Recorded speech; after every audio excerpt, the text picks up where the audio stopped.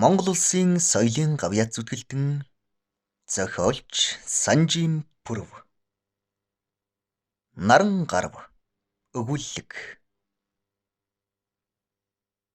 Нутгийн бараа ойртох тусам наран гарвын сэтгэл хөөрн аг гангын үнэр сэнгэнэн. Зуны эхэн сарын газар ногоо дуняартан уламж яаруулна. Наран гарав цоохор бямб гэдэг малтай буянтай айлын хэдэн дүүгээ зарсан танхил охин байв. Хожимо нийслэл хотод бузгай шорвог зантай альвааг сэрдэж сонжсон харцаар чичилсэн болгоомжтой эрийн тогоог барьж хүнжилт шургаснаас урдын эрх мэдлээ алдан амьдралд батг ихч цорбдуулжээ. Өрн дорноор зорчиж галуу дахианы мах зооглосон гэх наран гарав хэд хоног төрлөх гэртээ ирж гэгээн дүрээ толдуулахаар яваана инэм. Бямбынх төмний газар барьцгүй алдсан охиныхоо барааг харж хүүхэд нохоогүй баярлан дээд тэнгэрээс дарих залсан мэт баярлцгаан бужигнав. Наран гарав ирснийхээ маргаашнаас л ээжийнхээ сайлтай тэрлэгийг хэдэрч үхэр саан хот хорооны бууз үнэртээд хэдэн жил мартах шахсан нэг чухал юма гинт олсон шиг баясан сүү сайлаа хөөрүүлж тогоо нэрэн арг үүрч аргал түлшиндж явлаа. Наран гарвын сургаар гол усны үе тэнгийнхэн танихгүй ахан дүүс тэднийд бууж мордон бямбынхаас хүний хөл тасалдсангүй. Тэдэнд нийслэл хотод дэвшээд төрөл арилцсан луга санж байсан наран гарав энэмит хар бар ажилд ханцгүй шамлахад ихэд бишрэн түүний ухаантай ажилтайг гайхацгаана.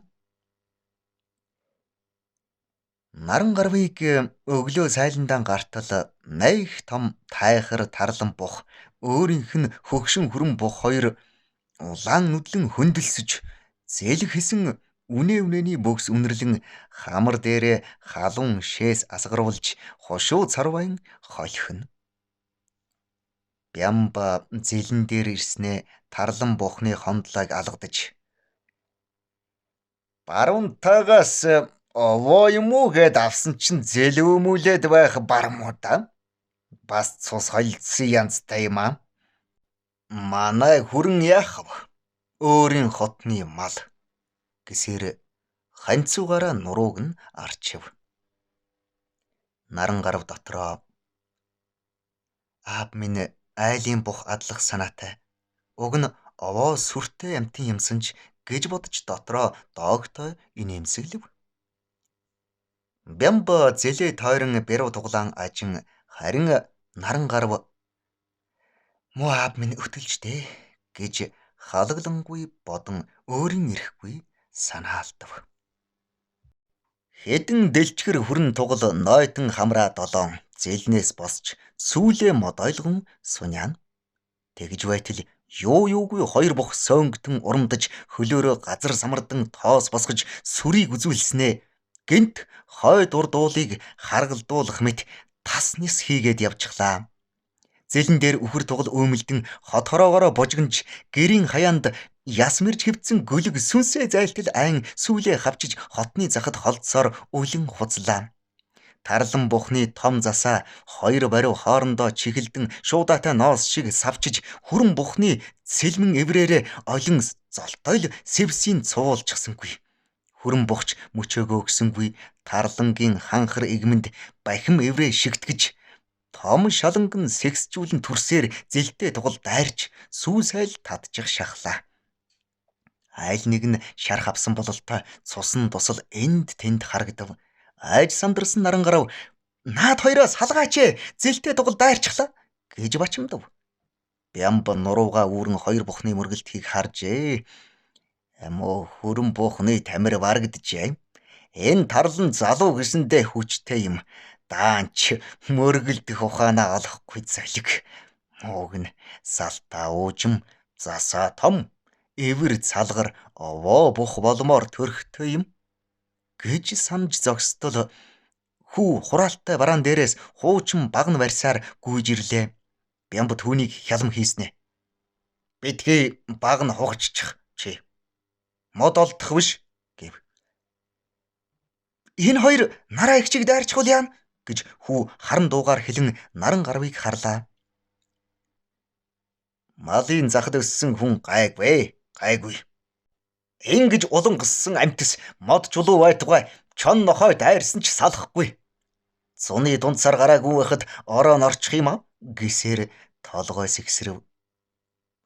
Хүрэн бохоо тарлангийнхаа хүзүүнд эврээ бат шигтгэн зэл тойруулж турууга шажигнуулан хөөлөө.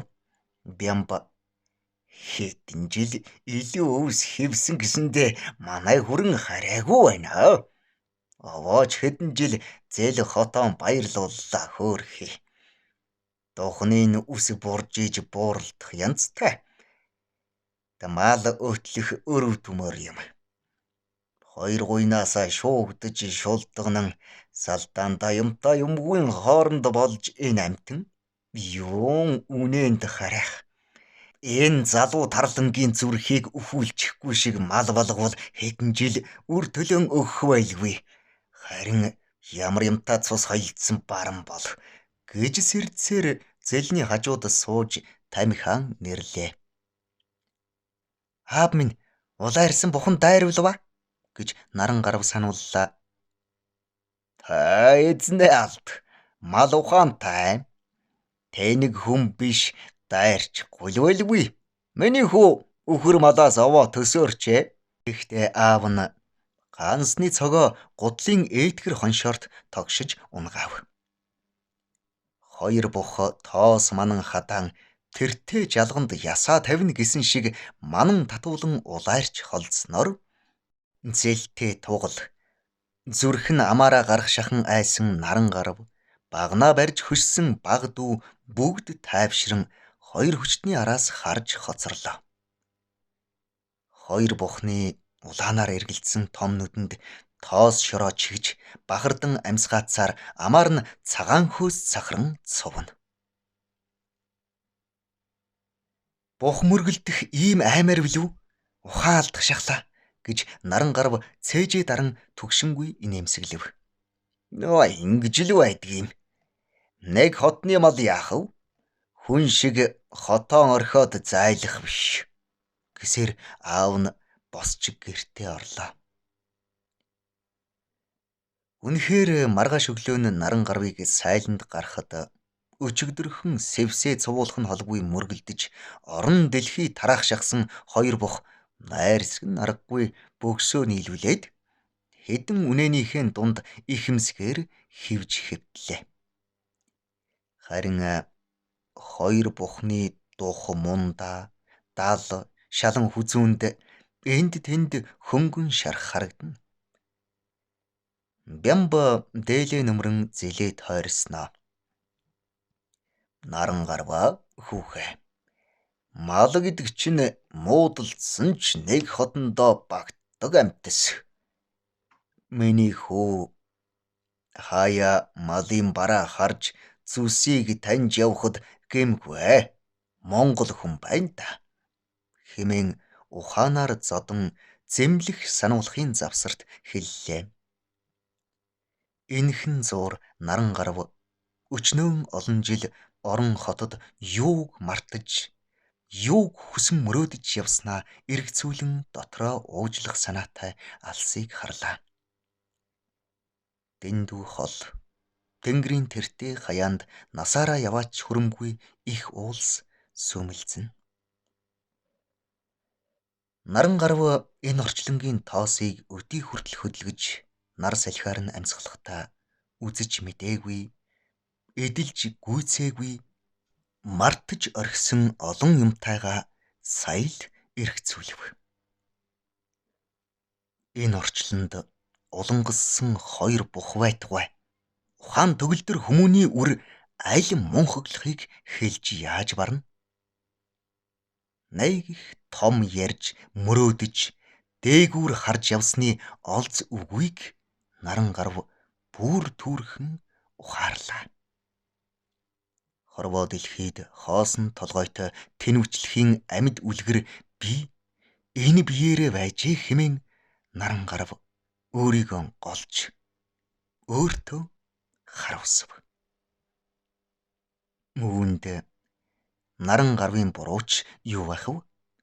Барьц татлаггүй өнөө цагийн аран шин ийм хойно. Харин ирэх маргааш ямар байхыг Бурхан мэддэг.